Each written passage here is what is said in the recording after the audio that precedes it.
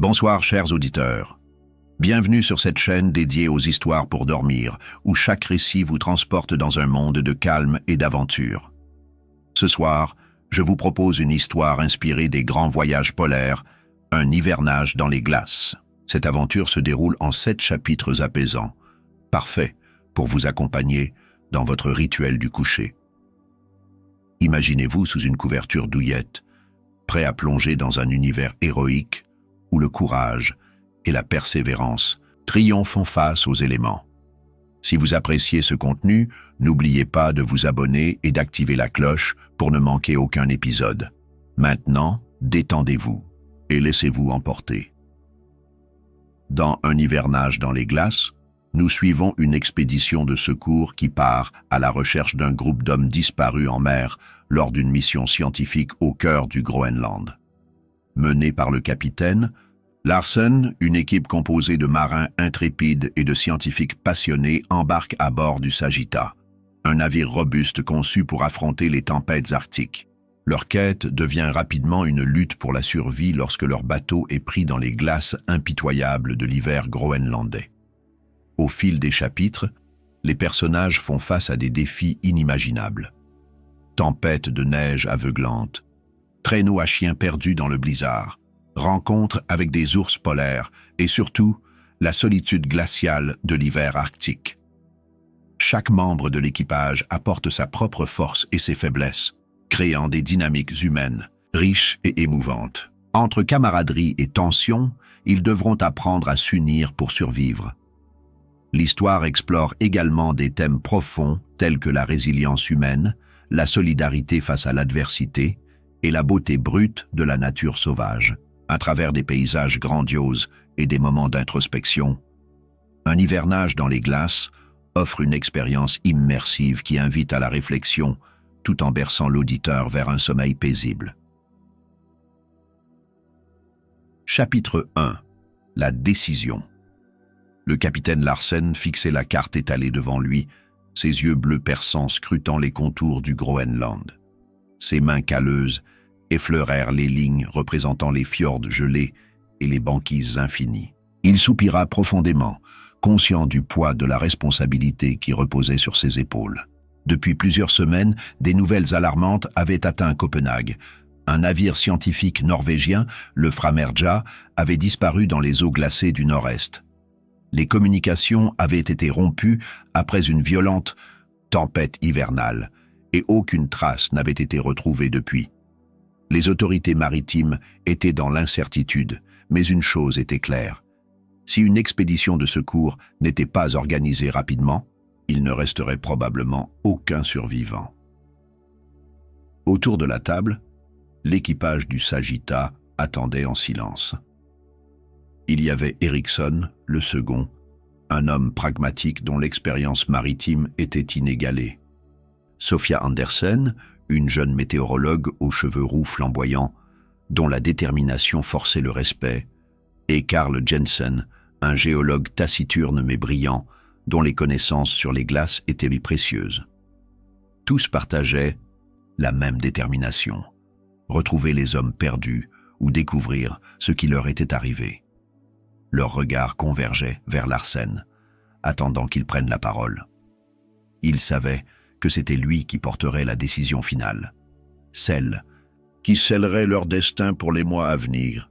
« Nous levons l'ancre demain à l'aube », annonça enfin Larsen d'une voix ferme, brisant le silence tendu qui flottait dans la pièce.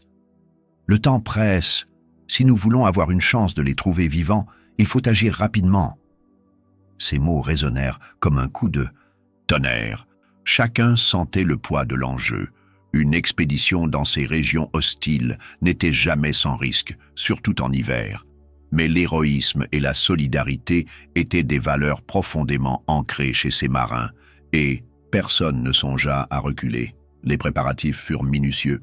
Dans le port de Copenhague, l'activité battait son plein alors que l'équipage chargeait des caisses de vivres, des manteaux de fourrure épais, des lanternes à huile et des traîneaux à chiens à bord du Sagitta.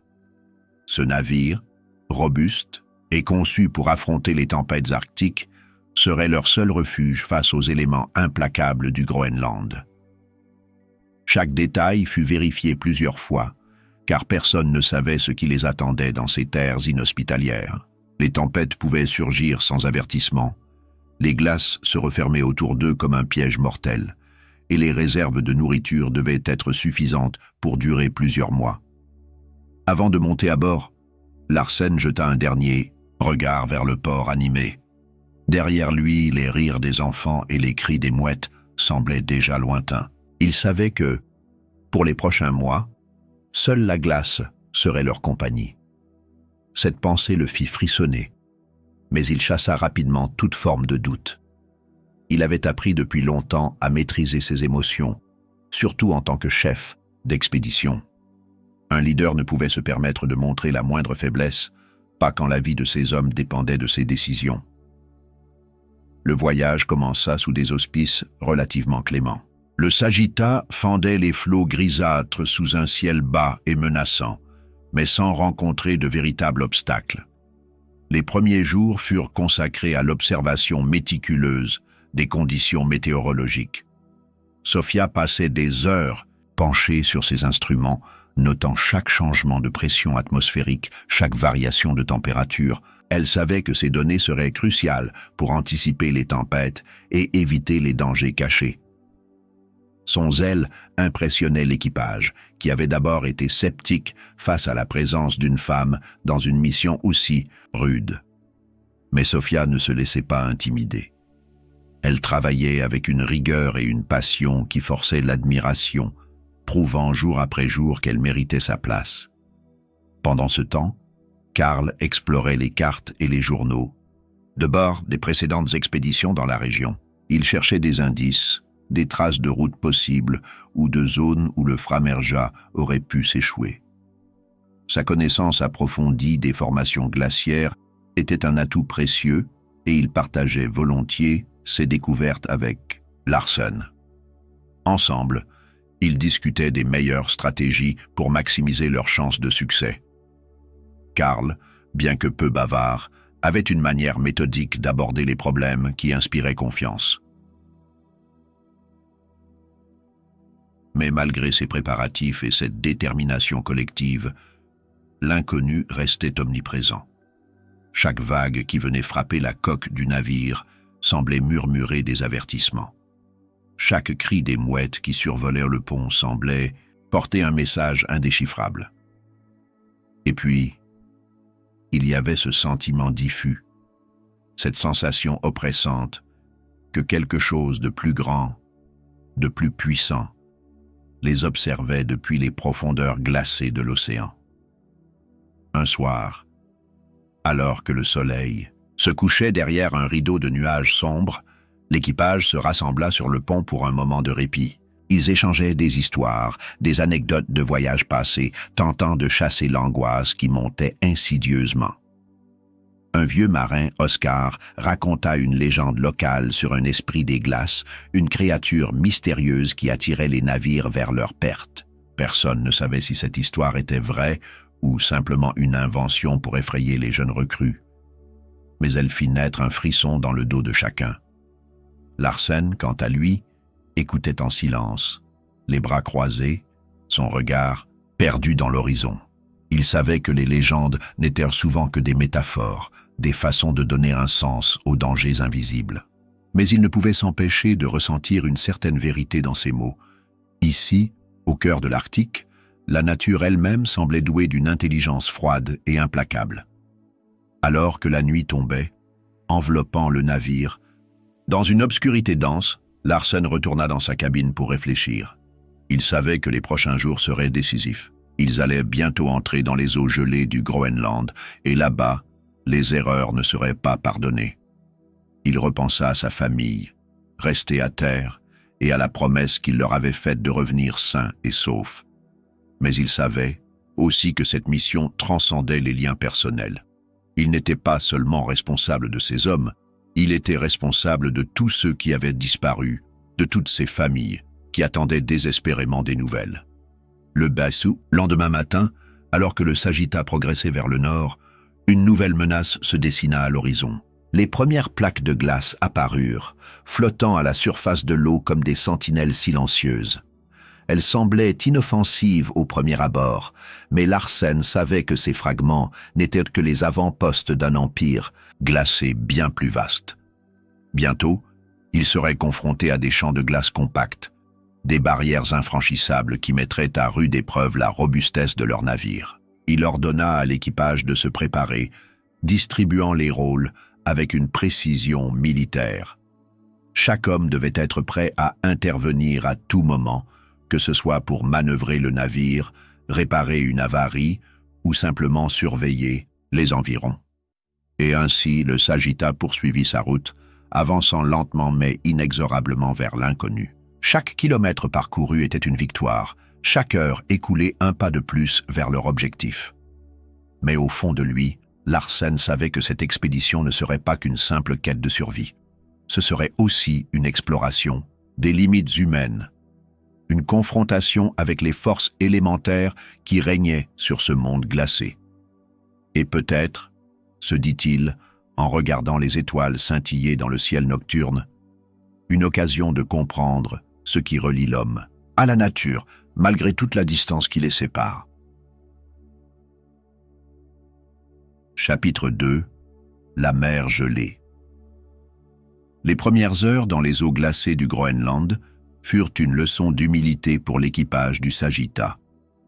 Les plaques de glace, au départ dispersées et flottantes, se transformèrent rapidement en véritables murailles blanches.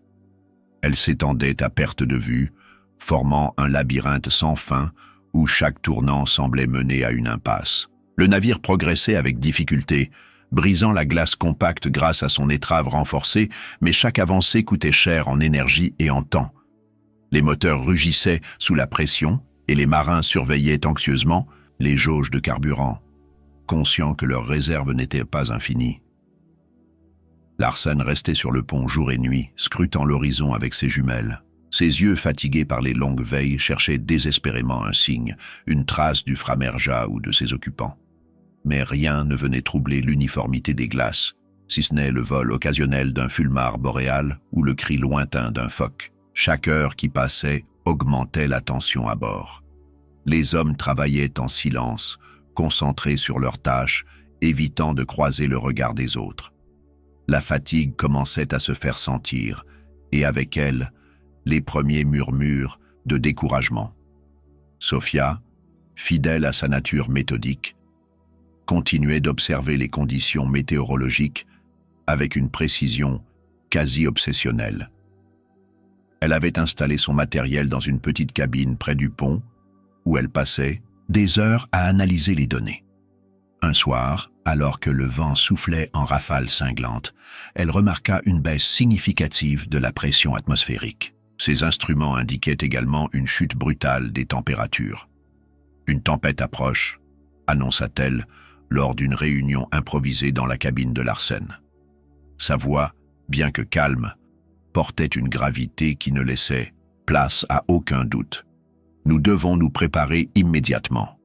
La nouvelle fut accueillie avec une inquiétude palpable.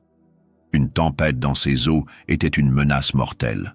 Les vagues déchaînées risquaient de projeter des blocs de glace contre la coque du navire, causant des dommages irréparables. De plus, la visibilité serait réduite à néant, rendant toute navigation impossible. Larsen ordonna immédiatement à l'équipage de sécuriser tout ce qui pouvait bouger sur le pont. Caisses, cordages, outils, tout fut solidement arrimé. Les lanternes furent allumées et placées stratégiquement pour signaler leur position aux rares bateaux qui pourraient croiser leur route, puis ils attendirent. La tempête surgit sans avertissement, comme un monstre surgissant des profondeurs. Le ciel s'assombrit subitement, et les nuages bas se transformèrent en une masse tourbillonnante d'un gris menaçant. Les premières bourrasques de vent giflèrent le navire avec une violence inouïe, projetant des flocons de neige tranchants comme du verre. Les vagues, déjà hautes, devinrent des montagnes liquides qui soulevaient le Sagitta avant de le faire retomber brutalement. Chaque impact faisait trembler la coque, et les marins, cramponnés au cordage, luttaient pour garder leur équilibre. Dans la salle des machines, Ericsson supervisait les opérations avec une concentration intense. Il savait que si les moteurs lâchaient, il serait perdu. Les ingénieurs vérifiaient chaque composant, ajustèrent les valves et s'assuraient que l'eau de mer ne pénétrait pas dans les compartiments vitaux. Leur travail était essentiel, mais aussi dangereux. Les vibrations du navire rendaient chaque mouvement difficile, et la chaleur étouffante des machines exacerbait leur fatigue. Pendant ce temps, Sofia et Karl avaient trouvé refuge dans la cabine principale, où ils tentaient de maintenir un semblant de normalité. Karl, bien que taciturne, racontait des histoires de ses expéditions précédentes pour distraire Sofia. Une fois, dans le Spitzberg, nous avons été pris dans une tempête similaire, dit-il, sa voix grave résonnant dans la pièce exiguë. Nous pensions que nous n'allions jamais en sortir. Mais nous avons tenu bon, et au bout de 3 jours, le calme est revenu. Sofia l'écoutait attentivement, hochant la tête pour masquer son anxiété. Elle admirait la résilience de cet homme qui semblait puiser sa force dans la solitude même. La tempête dura 2 jours et 2 nuits, une éternité pour ceux qui étaient enfermés dans ce monde hostile. Lorsque les vents finirent par se calmer, un silence étrange s'abattit sur le navire. Le Sagitta émergea lentement de la tourmente, entouré d'un paysage transformé. Les glaces, autrefois fragmentées, formaient désormais une surface continue, scintillant sous la lumière pâle du soleil. C'était une vision à couper le souffle, mais aussi un rappel cruel de leur situation. Ils étaient bloqués, prisonniers, d'une mer gelée qui ne libérerait son emprise qu'au printemps. Larsen monta sur le pont dès que possible, ses bottes crissant sur la neige fraîche. Il inspecta les dégâts avec une attention minutieuse.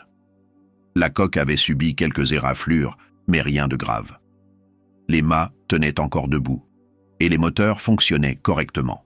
« Nous avons eu de la chance », murmura-t-il, à Ericsson qui se tenait à ses côtés. Mais il savait que cette chance ne durerait pas éternellement. Il devait agir vite. La décision fut prise d'organiser un campement sur la glace. Avec l'aide des traîneaux à chiens, ils transportèrent les provisions et montèrent des tentes robustes pour affronter l'hiver. Cette transition fut un moment crucial pour l'équipe. Passer du confort relatif du navire à la rudesse de la banquise représentait un changement radical. Chaque geste devait être calculé, chaque ressource utilisée avec parcimonie. Les chiens, habitués à ces conditions extrêmes, semblaient indifférents au froid, mais les hommes, eux, souffraient déjà. Un matin, alors que l'équipage inspectait les environs depuis le campement, un cri retentit. Un ours polaire, majestueux et imposant, se tenait à quelques mètres d'eux, observant ces intrus avec curiosité. Personne ne bougea, fasciné par cette rencontre inattendue avec la faune arctique. L'animal était magnifique, avec son pelage, blanc, immaculé, et ses yeux noirs perçants. Mais il était aussi un rappel brutal de la dangerosité de cet environnement. Les ours polaires étaient des prédateurs redoutables, capables de déchirer une tente ou de renverser un traîneau sans effort. Après un moment suspendu dans le temps, l'ours s'éloigna lentement, disparaissant derrière une colline de glace. Cette rencontre marqua un tournant dans l'esprit de l'équipage. Ils réalisèrent pleinement l'immensité de la tâche qui les attendait. Non seulement ils devaient survivre dans ce désert glacé, mais ils devaient aussi continuer leur mission de recherche. Chaque jour apportait son lot de défis. Le froid mordant qui transperçait les couches de fourrure, les vents cinglants qui balayaient le camp, et la menace constante des crevasses cachées sous la surface. Les hommes se relayaient pour surveiller les alentours, guettant tout signe de mouvement ou de danger potentiel. Mais malgré ces difficultés, une forme de camaraderie naissait entre eux. Les repas partagés autour du feu, les discussions tardives dans les tentes, les moments de rire face aux petits incidents quotidiens créaient des liens solides. Sofia, bien que novice, gagna rapidement le respect de tous grâce à son ingéniosité et son courage. Elle mit au point un système de chauffage rudimentaire à base de graisse animale, permettant de maintenir une température supportable dans les tentes. Karl, quant à lui, se révéla être un excellent conteur, racontant des légendes nordiques autour du feu pour distraire l'équipage. Cependant, la tension montait également. Certains marins, découragés par l'immensité de la tâche, commençaient à douter de leur mission. Ils se demandaient si leurs efforts étaient vains, si les hommes qu'ils cherchaient étaient encore en vie. Larsen, conscient de la situation, tint un discours poignant un soir, rappelant à tous pourquoi ils étaient là, pour sauver des vies, pour honorer ceux qui avaient disparu. Ces mots redonnèrent espoir, et l'équipe se ressouda autour de cet objectif commun. Alors que les jours s'écoulaient, le campement devint une véritable petite communauté. Chacun avait son rôle, sa responsabilité, et ensemble, ils formaient un tout cohérent. Mais au fond de lui, Larsen savait que cette harmonie fragile pouvait être brisée à tout moment. Les conditions extrêmes testaient non seulement leur endurance physique, mais aussi leur résilience mentale. Et il savait que les mois à venir seraient encore plus difficiles. Un soir, alors que le soleil se couchait derrière les glaciers scintillants, Larsen s'assit seul devant sa tente, contemplant l'horizon. Il pensait à tous ceux qui avaient osé défier les glaces avant lui, à tous ceux qui étaient tombés dans ce combat silencieux contre la nature. Il sentait le poids de l'histoire sur ses épaules, mais aussi une certaine fierté. Peut-être, se dit-il, que cette expédition ne serait pas seulement une quête de survie. Peut-être qu'elle serait aussi une manière de comprendre ce qui relie l'homme à cet univers glacé, si beau et si implacable.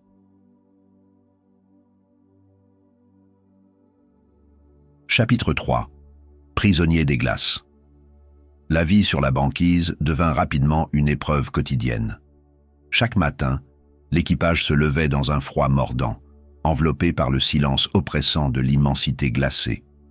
Les tentes, bien qu'isolées avec soin, offraient une protection limitée contre les températures extrêmes. Le souffle des hommes formait des nuages de buée qui s'évaporaient aussitôt, et leur mouvement était ralenti par les épaisseurs de vêtements en fourrure.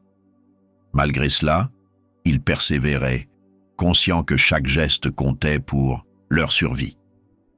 Sophia avait transformé son rôle de météorologue en celui de véritable ingénieur de campagne.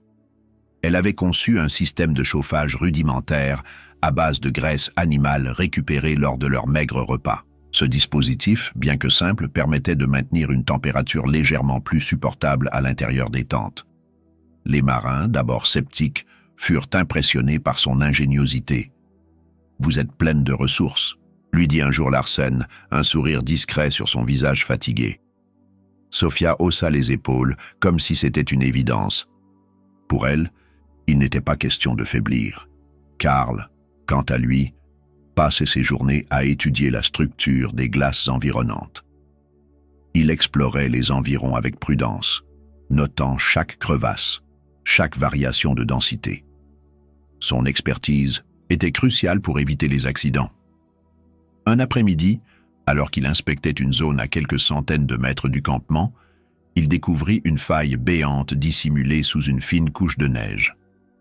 Une seule erreur, et nous serions perdus, murmura-t-il en revenant au camp, ses joues rougies par le froid. Cette découverte renforça la vigilance de tous. Mais malgré ces efforts collectifs, la tension montait. Certains marins commençaient à montrer des signes de fatigue mentale. La solitude, le froid constant et l'incertitude quant à leur mission pesaient lourdement sur leurs épaules. Oscar, le vieux marin aux histoires légendaires, devint particulièrement irritable. « Nous sommes des fous d'être venus ici », lança-t-il un soir, sa voix résonnant dans la tente commune. « Personne ne peut survivre dans cet enfer. » Ces mots jetèrent un froid parmi les autres, mais personne ne répondit. Il savait qu'il exprimait ce que beaucoup pensaient tout bas. Larsen, conscient de la situation, organisa une réunion autour du feu. « Nous ne pouvons pas nous permettre de baisser les bras », déclara-t-il, sa voix ferme tranchant avec le vent qui hurlait au loin. « Nous sommes ici pour une raison. Ces hommes, ceux du Framerja, méritent que nous fassions tout notre possible pour les retrouver. et nous y arriverons, ensemble. » Ces paroles eurent l'effet escompté. Elles rappelèrent à chacun pourquoi ils avaient accepté cette mission dangereuse. Même Oscar, bien que toujours taciturne, sembla se redresser légèrement. Les jours suivants furent marqués par une dynamique renouvelée. Les membres de l'équipe se soutinrent mutuellement, partageant des moments de camaraderie qui adoucissaient la rudesse de leur quotidien. Karl, habituellement réservé, raconta une légende nordique autour du feu un soir. L'histoire parlait d'un guerrier perdu dans les glaces, guidé par une lumière mystérieuse vers un refuge salvateur. Bien que peu bavard, Karl savait captiver son auditoire, et ses mots apportèrent un peu de chaleur dans cet univers glacé. Pourtant, la nature ne leur accordait aucun répit. Un matin, alors que l'équipe préparait les traîneaux à chiens pour une exploration, une violente bourrasque balaya le campement. Les tentes tremblèrent sous la force du vent et plusieurs cordages cédèrent. Les hommes se précipitèrent pour sécuriser leur abri, travaillant main dans la main contre les éléments. Cet incident rappela à tous la fragilité de leur situation, mais il renforça également leur solidarité. Alors que le soleil se couchait derrière les glaciers, scintillant, Larsen contempla l'horizon perdu dans ses pensées. Il savait que cette expédition n'était pas seulement une quête de survie ou de recherche. Elle était aussi une leçon sur la résilience humaine, sur la capacité de l'homme à trouver de la beauté même dans les conditions les plus hostiles. Et peut-être, se dit-il, qu'il découvrirait quelque chose de plus grand que ce qu'il cherchait. Chapitre 4. La découverte inattendue. Les jours se succédaient, monotones et épuisants, sur la banquise. L'équipage du Sagitta avait adopté une routine rigide, lever avant l'aube, inspection des traîneaux et des chiens, exploration. En équipe pour chercher des traces du Framherja, retour au campement avant la tombée de la nuit. Chaque sortie était une lutte contre le froid et la fatigue, mais aussi contre une solitude croissante. Le silence de la glace semblait s'infiltrer dans leurs esprits, amplifiant les pensées sombres et les doutes. Un matin, alors que l'équipe s'apprêtait à partir en expédition, Karl remarqua quelque chose d'inhabituel près de l'horizon. Une tache sombre se détachait sur la blancheur immaculée des glaces. « Là-bas !» s'exclama-t-il, pointant du doigt la forme indistincte. Tous se retournèrent, intrigués. Cela pouvait être n'importe quoi, un rocher, une ombre trompeuse, mais dans cet environnement uniforme, même la plus petite irrégularité méritait d'être vérifiée. L'équipe chargea rapidement les traîneaux, ajustant les harnais des chiens avec une énergie renouvelée. Les bêtes, sentant l'excitation de leur maître, aboyaient joyeusement, leurs pattes griffant la neige gelée. Sofia, Eriksson, Karl et Larsen prirent place sur 2 traîneaux distincts, tandis qu'un 3e restait au campement pour assurer la sécurité du groupe restant. Le trajet fut long et éprouvant. Le vent soufflait en rafales, rendant chaque avancée difficile. Mais enfin, après plusieurs heures de voyage, ils atteignirent la source de la curiosité. C'était un objet métallique, partiellement enseveli sous la neige. En s'approchant, ils réalisèrent qu'il s'agissait d'une barque de survie, un canot de sauvetage probablement arraché d'un navire par les glaces. Les marins se regardèrent, incrédules. Était-ce une trace du Framherja ou simplement un vestige d'une autre expédition malheureuse? Ils dégagèrent rapidement la neige accumulée autour de l'embarcation, révélant des inscriptions à moitié effacées sur son flanc. « Framherja », lut lentement Larsen, sa voix tremblante d'émotion. « Nous sommes sur la bonne piste. » La découverte apporta un regain d'espoir à l'équipe. Pour la première fois depuis leur arrivée, ils avaient une preuve tangible que les hommes qu'ils recherchaient étaient au passé par ici. Mais cette joie fut tempérée par une question cruciale. Où étaient-ils maintenant? Avaient-ils survécu? Étaient-ils encore proches? Ou le canot avait-il dérivé loin d'eux? Karl inspecta minutieusement l'embarcation, notant des indice qui pourrait les guider. Il découvrit des provisions vides, des couvertures gelées et ce qui ressemblait à des traces de brûlure sur les planches, peut-être utilisées pour faire du feu. Ces éléments suggéraient que ses occupants avaient tenté de survivre dans des conditions extrêmes. Sophia, pendant ce temps, analysa le terrain environnant. Elle remarqua des empreintes de pas partiellement recouvertes par la neige, ainsi que des marques de traîneaux. « Ils sont partis vers le nord-est », annonça-t-elle, sa voix pleine d'assurance. « Peut-être ont-ils cherché refuge dans les montagnes ?» Cette hypothèse semblait plausible. Les glaciers et les falaises offriraient une protection contre les vents violents et pourraient contenir des grottes naturelles. Larsen prit rapidement une décision. Nous devons suivre ces traces. Si nous avons une chance de les retrouver vivants, c'est maintenant. L'équipe chargea à nouveau les traîneaux, cette fois avec une destination claire en tête. Le voyage serait long et périlleux, mais personne ne protesta. Ils avaient une mission, et cette mission les poussait en avant. Le paysage changea progressivement à mesure qu'ils approchèrent des montagnes. Les plaines glacées firent place à des formations rocheuses escarpées. Encerclées de glaciers suspendus, la lumière du soleil, filtrée par les nuages bas, donnait à la scène une atmosphère irréelle. Chaque pas était une victoire, chaque kilomètre parcouru un pas de plus vers leur objectif. Mais la nature ne les épargnait pas. Les crevasses se multipliaient, cachées sous des couches de neige fraîche. Plus d'une fois, les traîneaux manquèrent de basculer dans le vide, sauvés in extremis par les réflexes rapides des conducteurs. Un soir, alors qu'ils dressaient un campement provisoire au pied des montagnes, Oscar raconta une nouvelle légende. Cette fois, il parla d'un peuple ancien qui vivait dans les glaces, capable de guider les voyageurs perdus vers la sécurité. Ils apparaissent seulement à ceux qui sont purs de cœur, ajouta-t-il, son regard perdu dans les flammes du feu de camp. Personne ne savait si cette histoire était vraie, mais elle apporta un peu de réconfort dans cet univers hostile. Le lendemain matin, alors que l'équipe reprenait la route, une nouvelle surprise les attendait. Ils découvrirent un amas de pierres disposées en cercle, formant une sorte de cairn. Ces structures étaient souvent utilisées par les explorateurs pour marquer leur passage ou pour laisser des messages. Avec précaution, Larsen démonta le cairn, révélant un petit carnet protégé par une enveloppe en cuir. Les pages étaient gelées, mais intactes. Karl s'empressa de les examiner, traduisant les notes écrites à la hâte. Elles décrivaient une tentative désespérée de survie, mentionnant des réserves épuisées et des membres de l'équipage affaiblis. Mais elles contenaient également une information cruciale. Les survivants avaient trouvé refuge dans une grotte située à quelques heures de marche vers le nord. Nous y sommes presque. Vite, murmura Larsen, une lueur d'espoir dans les yeux. L'équipe reprit immédiatement la route, poussée par une énergie nouvelle. Chaque membre savait que le compte à rebours était lancé.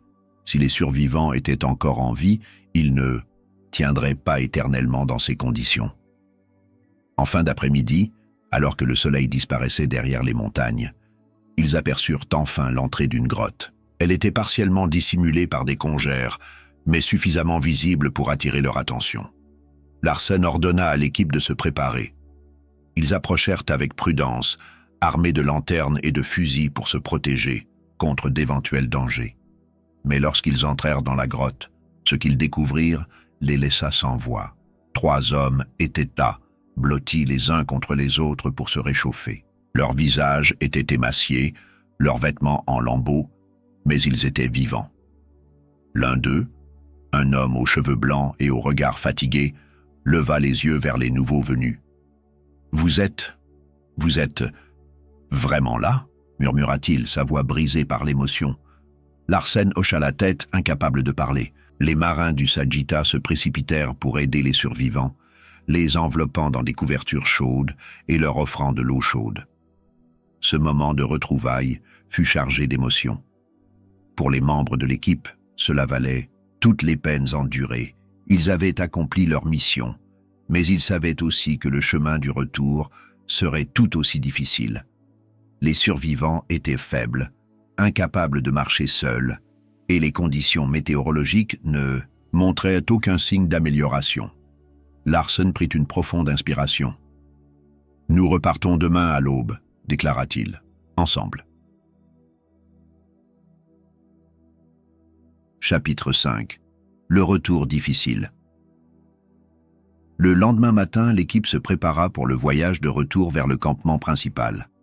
Les 3 survivants du Framerja, bien que faibles et épuisés, étaient déterminés à regagner la sécurité du Sagitta. Chaque membre de l'expédition avait un rôle précis. Sofia veillait à ce que les blessures des rescapés soient pansées et leurs signes vitaux surveillés. Karl inspectait les traîneaux pour s'assurer qu'ils pouvaient supporter le poids supplémentaire. Eriksson coordonnait les chiens, leur donnant des ordres fermes, mais apaisants. Larsen, quant à lui, menait le groupe avec une vigilance constante, scrutant chaque détail autour d'eux. Le trajet de retour fut encore plus difficile que l'aller. Les températures avaient chuté brutalement pendant la nuit, transformant la neige en une surface glissante et dangereuse. Les traîneaux peinaient à avancer et les chiens, eux-mêmes affaiblis par les conditions extrêmes, tiraient avec moins d'énergie. Les hommes marchaient aux côtés des attelages, poussant parfois pour aider les bêtes. La fatigue accumulée pesait sur leurs épaules, mais personne ne se plaignait. Ils savaient que chaque pas les rapprochait de la sécurité. Les survivants, bien qu'assis sur les traîneaux, n'étaient pas épargnés par les rigueurs du voyage. L'un d'eux, un homme nommé Henrik, souffrait particulièrement. Sa jambe, droite, blessée lors de leur fuite initiale du Framerja, était enflée et violacée. Sofia l'examina attentivement, craignant une infection due au froid.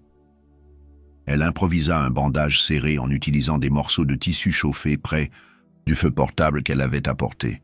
« Il faut qu'il reste au chaud », murmura-t-elle à Larsen, qui hocha gravement la tête. Chaque décision prise dans cet environnement hostile avait des conséquences immédiates et il ne pouvait se permettre aucune erreur.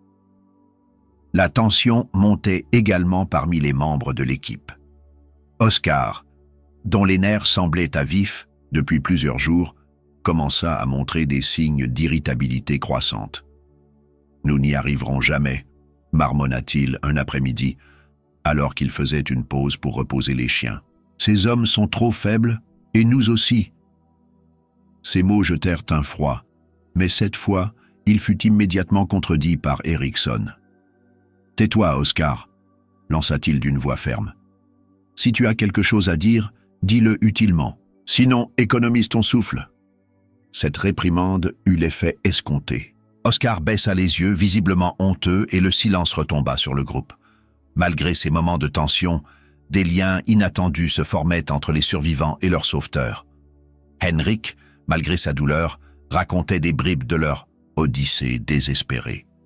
Comment ils avaient perdu leur navire dans une tempête, comment ils avaient erré pendant des jours avant de trouver refuge dans la grotte. « Nous pensions que personne ne viendrait », admit-il, ses yeux remplis de gratitude. « Vous êtes notre miracle. » Ces mots touchèrent profondément l'équipe, renforçant leur conviction qu'ils avaient fait le bon choix en bravant les éléments.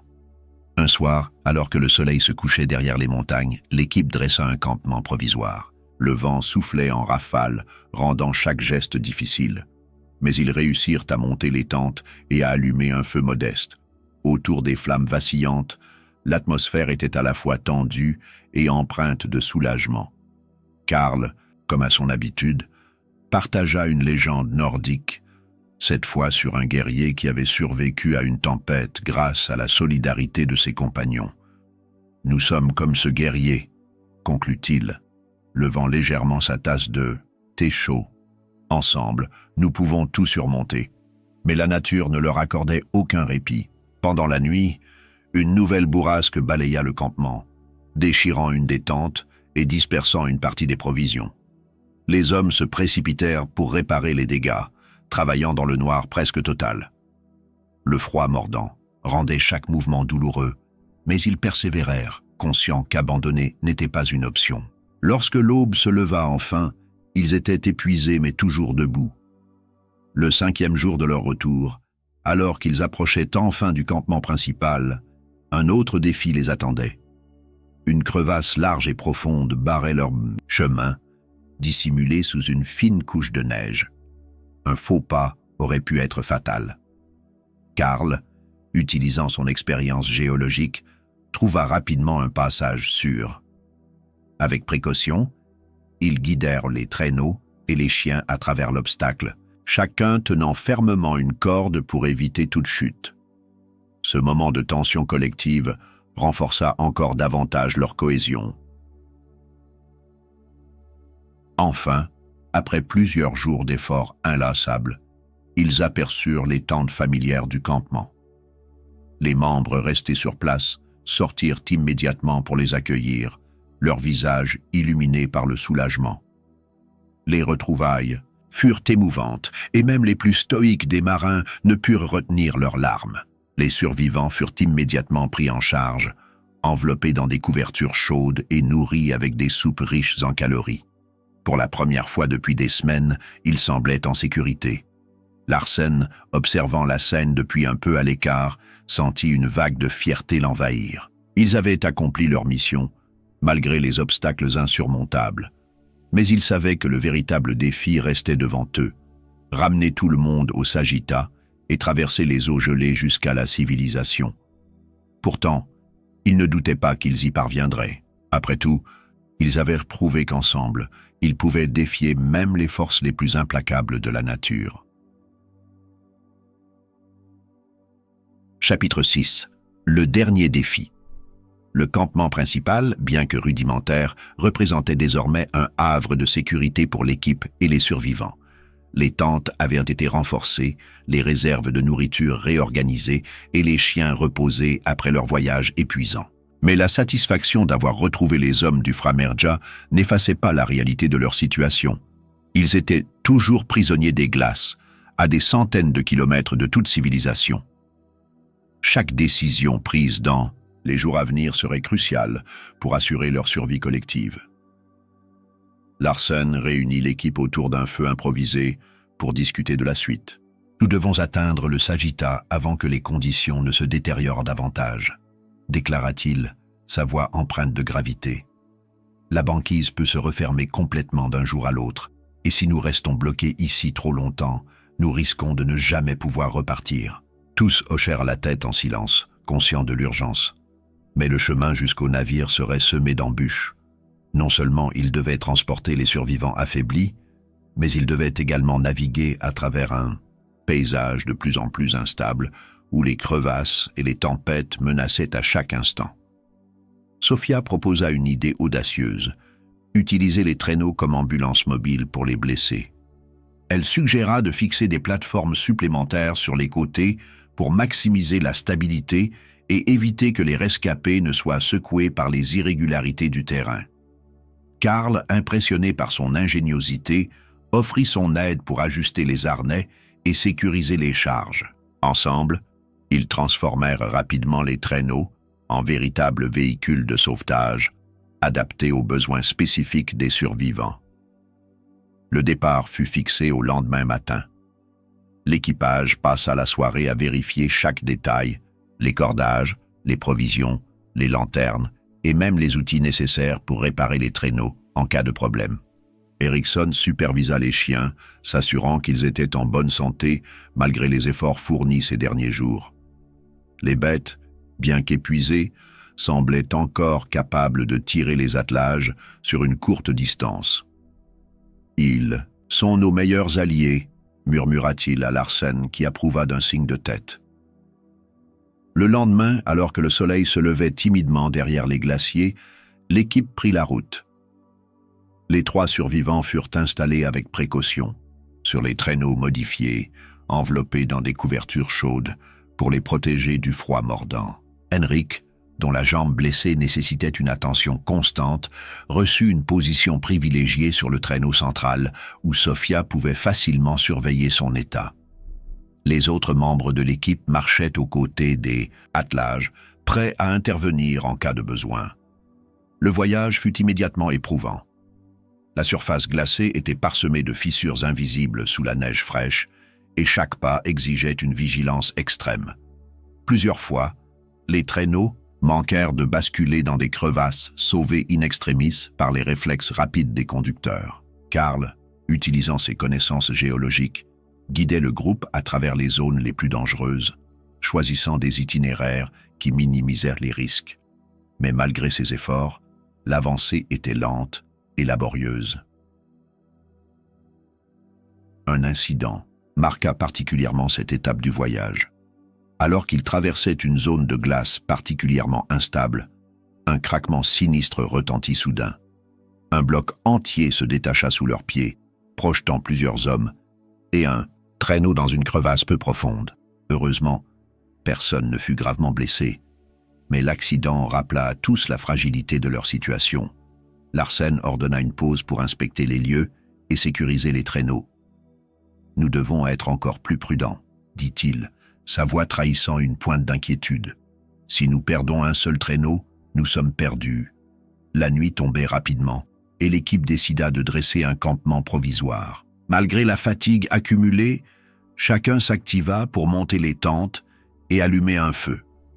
Les survivants furent immédiatement pris en charge, leurs blessures pansées et leur corps réchauffés.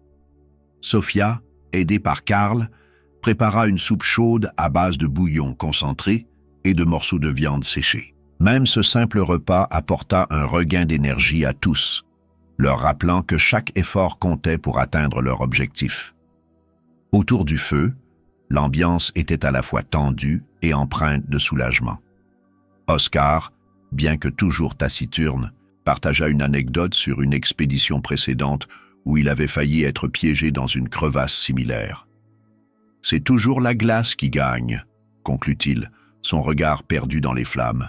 « Mais aujourd'hui, nous lui tenons tête. » Ces mots, bien que sombres, contenaient une forme de résignation respectueuse face à la puissance de la nature. Le lendemain matin, alors que l'équipe reprenait la route, une surprise les attendait. Au loin, ils aperçurent une silhouette sombre se détacher sur l'horizon blanc.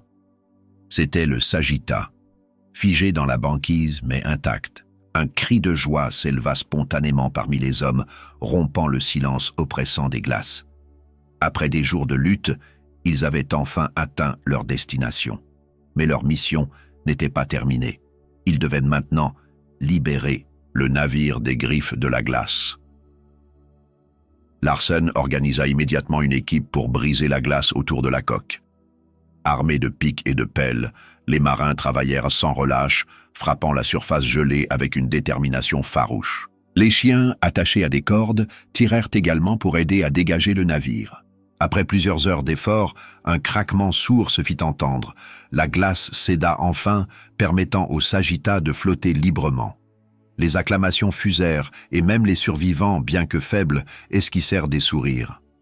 Le soir venu, alors que le navire prenait lentement la direction du sud, l'équipe se rassembla sur le pont pour contempler l'immensité glacée qui s'étendait derrière eux. Larsen, debout près de la rambarde, observait l'horizon. Il savait que cette expédition resterait gravée dans leur mémoire, non seulement pour les dangers qu'ils avaient affrontés, mais aussi pour la solidarité et la résilience qu'ils avaient démontrées. « Nous avons fait ce que nous devions faire », murmura-t-il presque pour lui-même, « et nous avons survécu. »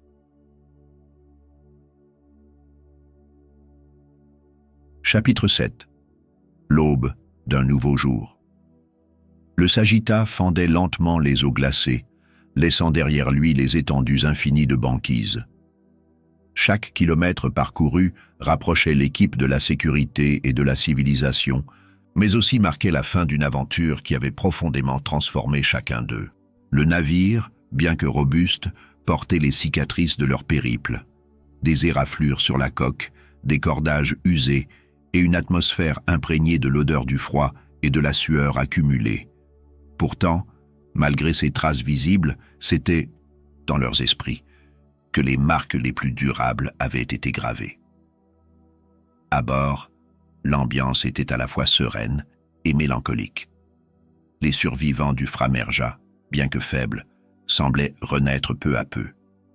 Henrik, dont la jambe, Blessé nécessitait encore des soins constants, passait ses journées assis sur le pont, enveloppé dans une couverture épaisse. Il observait l'horizon avec un regard à la fois reconnaissant et pensif. « Vous nous avez sauvés », dit-il un jour à Larsen, alors qu'ils discutaient près du bastingage. « Mais vous nous avez donné bien plus que la vie. Vous nous avez rappelé ce que signifie être humain. » Ces mots touchèrent profondément Larsen, qui hocha simplement la tête, incapable de répondre.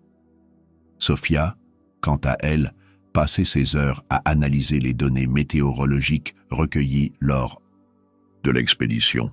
Elle avait pris des notes précises sur chaque tempête, chaque changement de pression atmosphérique et chaque observation géologique.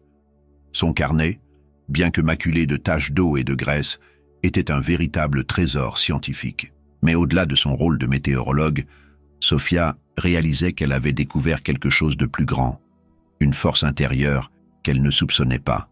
« Je ne suis plus la même personne qu'avant cette mission », confia-t-elle à Karl un soir, alors qu'ils contemplaient les étoiles depuis le pont.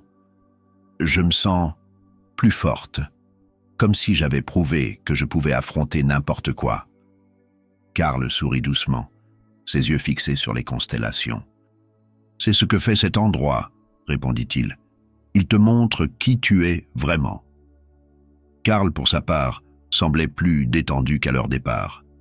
Bien qu'il restât taciturne, il avait développé une forme de camaraderie avec les autres membres de l'équipe. Ces légendes nordiques, partagées autour du feu pendant les longues nuits sur la glace, avaient créé des liens inattendus. Un soir, alors que le navire naviguait sous un ciel clair, il raconta une dernière histoire. Cette fois, elle parlait d'un guerrier qui, après avoir vaincu les éléments, retournait chez lui en tant qu'homme nouveau, porteur d'une sagesse acquise dans les épreuves.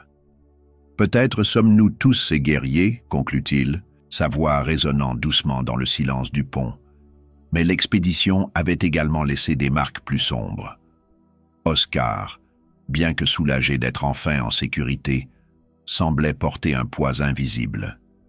Il passait de longues heures, seul, contemplant les vagues grises qui défilaient sous le navire. Un jour, Eriksson s'approcha de lui, posant une main amicale sur son épaule. « Tu as fait du bon travail là-bas, » dit-il simplement. Oscar hocha la tête, mais son regard demeurait lointain. « Je sais, » murmura-t-il. « Mais parfois, je me demande si j'ai mérité d'en revenir. » Eriksson ne répondit pas, mais son geste de soutien parla pour lui. Larsen, en tant que chef d'expédition, ressentait pleinement la complexité de ce qu'ils avaient accompli.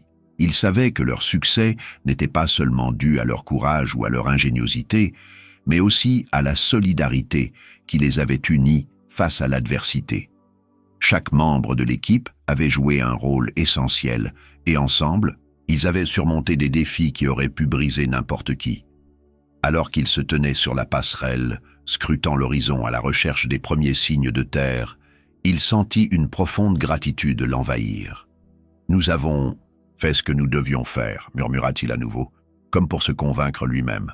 « Et nous avons survécu. » Les jours suivants furent marqués par une attente fébrile. Chaque matin, les hommes scrutaient l'horizon, espérant apercevoir les côtes familières de la Norvège. Enfin, un matin, alors que le soleil se levait dans un ciel limpide, une silhouette apparut à l'horizon. C'était la Terre, avec ses collines verdoyantes et ses villages paisibles. Un cri de joie s'éleva spontanément parmi l'équipage, et même les survivants, bien que fatigués, se levèrent pour admirer la vue. Le retour fut accueilli avec soulagement et admiration. Les autorités maritimes, les familles des survivants et les habitants des ports environnants saluèrent leur exploit comme un triomphe de la volonté humaine. Les médias rapportèrent leur histoire, la transformant en une légende moderne de courage et de persévérance. Mais pour ceux qui avaient vécu cette aventure, les mots ne pouvaient jamais vraiment capturer ce qu'ils avaient ressenti. Ils savaient que ce qu'ils avaient partagé sur la glace, dans le silence des tempêtes et la lumière froide des étoiles, resterait à jamais gravé dans leur cœur. Larsen, lors d'une conférence improvisée dans un petit auditorium de Copenhague, résuma parfaitement leur expérience. « Nous ne sommes pas allés là-bas pour prouver quoi que ce soit, déclara-t-il, sa voix empreinte de gravité. Nous y sommes allés parce que c'était notre devoir, parce que nous croyions en la valeur de chaque vie humaine, et parce que nous savions que même face aux forces les plus implacables de la nature, l'esprit humain peut trouver un moyen de survivre. Alors que l'auditoire applaudissait, Larsen se tourna vers son équipe debout derrière lui. Ils étaient fatigués, marqués par les épreuves, mais leurs visages rayonnaient d'une fierté silencieuse. Ils avaient accompli l'impossible, non pas en tant qu'individus, mais en tant que groupe uni par un objectif commun. Et tandis qu'ils quittaient l'auditorium, chacun savait que cette expédition ne serait jamais oubliée. Elle resterait une leçon sur la résilience, la solidarité et la beauté brute de la nature sauvage. Chers auditeurs, nous voici arrivés au terme de cette aventure glaciale avec un hivernage dans les glaces. J'espère que cette histoire vous a transporté au cœur du Groenland, parmi les tempêtes, les glaciers scintillants et les moments d'espoir et de courage partagés par ces héros ordinaires. Comme eux, nous apprenons que même face aux épreuves les plus rudes, la persévérance et la solidarité peuvent nous guider vers la lumière. Si cette histoire vous a plu, n'hésitez pas à laisser un petit pouce bleu et à vous abonner à la chaîne pour ne pas manquer nos prochaines aventures apaisantes. Chaque soir, nous vous proposons une nouvelle histoire pour vous accompagner dans votre rituel du coucher. Alors rejoignez-nous pour de nouvelles escapades relaxantes. Et surtout, prenez soin de vous. Que cette histoire vous laisse un souvenir doux et réconfortant, comme une couverture chaude par une froide nuit d'hiver. Bonne nuit, faites de beaux rêves, et à très bientôt pour une nouvelle histoire.